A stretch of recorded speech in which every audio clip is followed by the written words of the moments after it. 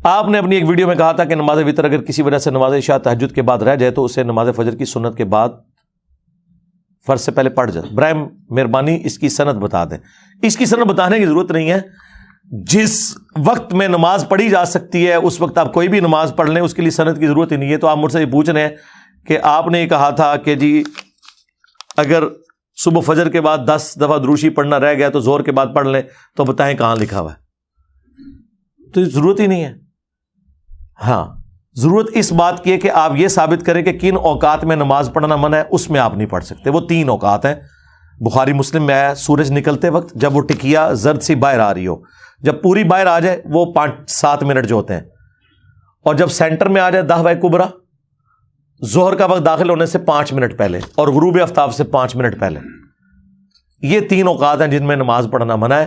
اس کے علاوہ کسی بھی وقت کوئی بھی نماز پڑھی جائے. ویسے تو المستدرک الحاکم میں, جامعہ ترمذی میں موجود ہے, بخاری میں بھی اس کا کچھ حصہ موجود ہے کہ نبی الاسلام فجر کی نماز پڑھ کے نکل رہے تھے تو ایک صحابی نماز پڑھ رہے تھے, تو آپ کھڑے ہو گئے, آپ نے فرمایا کہ قریب ہے تم میں سے کوئی فجر کی 4 رکعتیں پڑھنا شروع کر دے.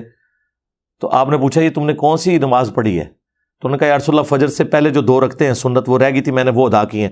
تو آپ علیہ السلام نے خاموشی اختیار کر لی. اسے حدیث تقریری کہتے ہیں. یہ اس بات کا ثبوت ہے کہ آپ فجر کے بعد بھی نماز ادا کر سکتے ہیں. لے جی ثبوت بھی ہو گیا. اور وہ تو حدیث ہے جامعہ ترمذی میں, ابو داؤد میں, سنن نسائی میں, کہ جو شخص بھول جائے یا رات کو سویا رہ جائے تو جس وقت اسے یاد ہے اس وقت وتر کی نماز پڑھ لے. اور ایک حدیث بخاری مسلم میں ہے کہ جو شخص بھول جائے یا سویا رہ جائے جس وقت اسے یاد آ جائے اس کے لیے وہی نماز کا وقت ہے. جو آج ہمارا کلپ بھی اپلوڈ ہوا ہے وہ فجر کی حضرت بلال نے اذان نہیں دی تھی, اس کے باوجود سورج نکل آیا.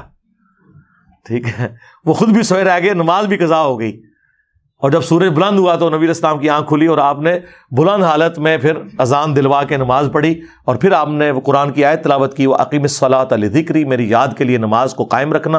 اور پھر نبی الاسلام نے فرمایا کہ اگر کوئی شخص سویا رہ جائے یا بھول جائے, جب اسے یاد ہے یا اس کی آنکھ کھلے وہ نماز پڑھ لے, اس کے لیے نماز کا وہی وقت ہے.